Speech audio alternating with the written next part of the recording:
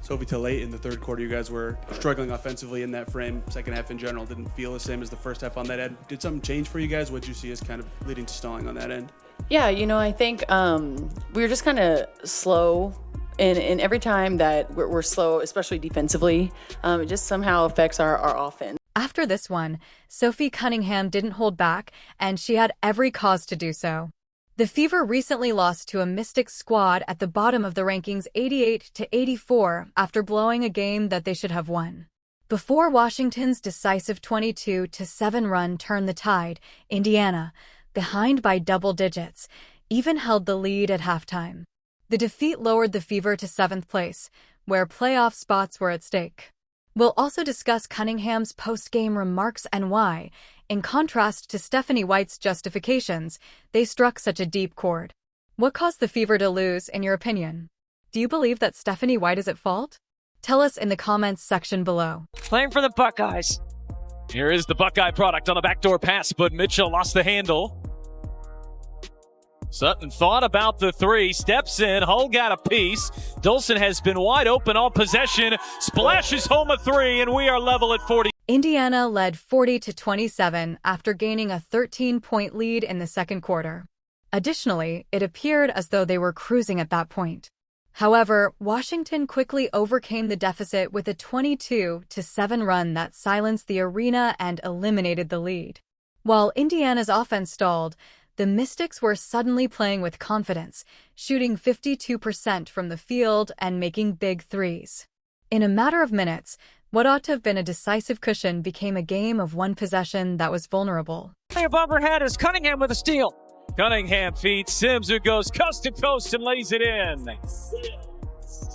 So they had to make sure they had the right shot clock time as well while they were reviewing that. So Indiana with a 10-point lead here. 6 minutes until halftime as Boston finds some space and knocks it down. Now Sims launches ahead for Mitchell. What a pass by Odyssey Sims.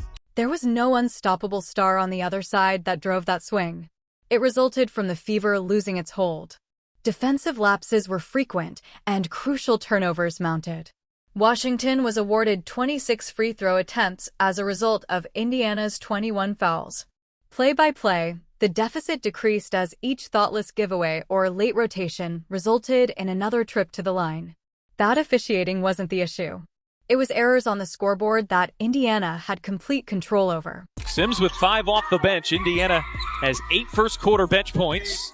That's typically been a strength when they're playing well, as Iriafen just bullies her way inside.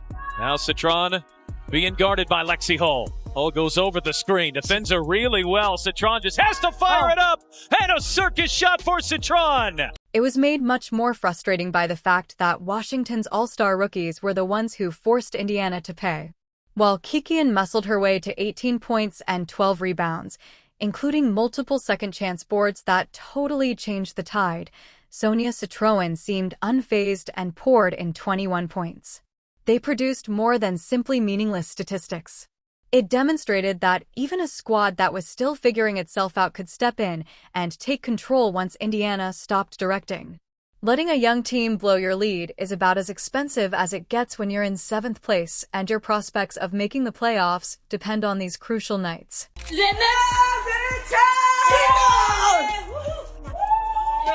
up to the chat. Get excited!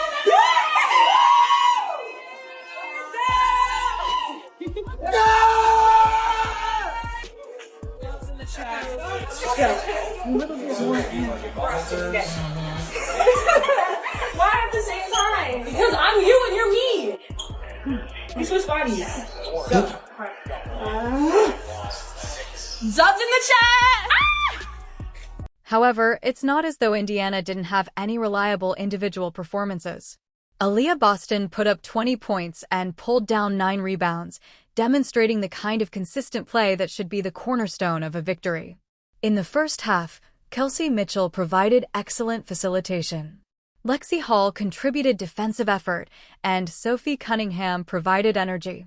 It is considerably more difficult to accept the conclusion because the main participants put in a lot of effort and never gave up. Lack of effort on the floor was not the cause of the collapse. The reason those efforts were in vain was the lack of guidance. And looking, finds Mitchell, launches a corner three. It won't go. Rebound Ainxler. Oh, gets it into Boston. Handoff Mitchell. Indiana has to hurry. Lob back for Boston. Boston finishes. It's a 2-point game, 5.9 seconds remaining. Comes up with a big win on the road. The truth is straightforward. Washington was the superior team, hence Indiana didn't lose this game. They lost it by ceding reliable belongings, letting the Mystics set the pace, and failing to identify a counter as things started to pick up steam. Throughout the season, the Fever have been plagued by that pattern. Powerful stretches turning into avoidable collapses. This group is always pulled back down after making thoughtless errors and failing to make necessary corrections. Furthermore, with the playoff race getting closer by the day, these late-game disasters are more significant today than they were throughout other parts of the season. Yeah, I think we over-dribbled at times. Our off-ball movement wasn't there. We did a lot of standing. It's almost like we gave the ball to Kelsey and just tried to watch her work. And that's not when we're at our best. I mean, yes, certainly we want to have the ball in our hands, but we've got to continue to get movement with and without the basketball. It was getting stuck. I mean, we want to play 0.5 to 1 second basketball, and we weren't. And it's got to get moving. And this leads us to the crucial question: why wasn't there a plan in place to protect the lead once it began to slip? When the building as a whole felt like it was turning, who was in charge of providing a trustworthy counter, making the proper rotation, or studying things? Fans have directed their annoyance precisely in the direction indicated by the answers. With Chloe Bibby tonight, were there thoughts maybe plugging her in to try and spark the offense a little bit, or what was the decision behind not playing her tonight? Yeah, there were some thoughts. I think that it matched up defensively more than anything with the way that we were going to try to play them, or in some of our switches and things like that. So that was mostly the reason. And then just with the rotation, was it just those eight or seven that you ran with? Was it just they were flowing well and you wanted to just leave that going, or what was the thought there? Yeah, I think some of it was defense. Being able to execute the type of defensive coverages that we wanted to have against this, the way that they play. Following this defeat, Stephanie White's coaching choices are in the spotlight. And Chloe Bibby's total absence from the floor has sparked more ire than any other issue. This season, BBY's three-point shooting percentage is 42%. However, in a game where perimeter shooting and space entirely dried up, she played 0 minutes.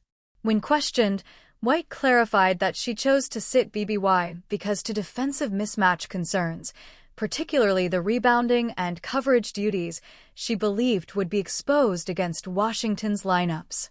That is the coach's stated justification, but it is also supported by the results of the game.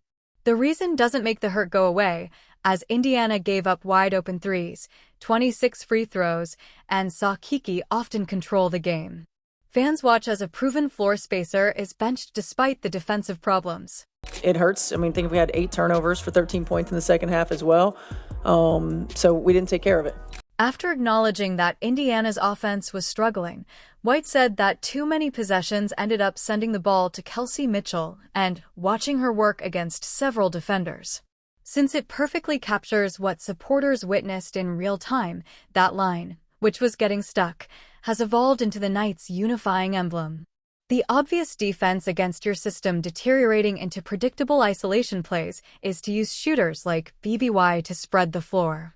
Rather, Mitchell was more significantly burdened by the fever, which led to strain without assistance. And I think it was something like a 22-7 run, the end of the second, beginning of the third quarter. And those are hard to recover from when anytime really, but when you're missing pieces. And, we've got to make sure that we're sharper at times. We don't have the margin to have lulls within quarters. And then I believe they had something like 21 points from free throw line and turnovers of their 26 in the fourth. And, we control that defending without fouling. We control that taking care of the basketball, decision making at times. And some of it's, playing some people out of position, and some of it's just not being, valuing the basketball in the way that we need to value it, being a little sloppy with it. The story is revealed by the numbers. Mitchell scored 14 points and dished out 9 assists while shooting 6 for 9 from the field. She produced opportunities, but as the main initiator and scorer, she was asked to shoulder an excessive amount of responsibility. She drove into crowded lanes on many late-ending possessions, taking contested shots as shooters stood unharmed on the perimeter. Mitchell's ability to make decisions is not diminished by such usage. Although she worked under a lot of pressure, it's difficult to overlook how monotonous the sets got once Washington pressed the paint against her. On their ball screen coverages right now. Here's Mitchell on the handoff, bounce pass. Boston one bounce and a left-handed finish. Here's Boston, the offensive rebound, flips inside to Howard, who lays it in. You go step-up screen, flare on the weak side. They had to make sure they had the right shot clock time as well while they were reviewing that. So Indiana with a 10-point lead here, 6 minutes until halftime as Boston finds some space and knocks it down. Fans are irritated not only by the outcome, but also by the feeling that their own strengths were undermined by the Fever. Aaliyah Boston has a roster with strong shooting, veteran combat, and an anchor because the setups and rotations clogged rather than released those weapons. Washington's stellar play did not result in decisive victories. Indiana's consistency and judicious use of its workforce rewarded the Mystics. Because of this, strategy has been criticized rather than effort. In an effort to stay within reach, the players pushed themselves into the competition. However, at a time when seats are getting more crowded and every error is being accentuated, the coaching choices are now being viewed as a drag on momentum. Thus, the disparity is revealed.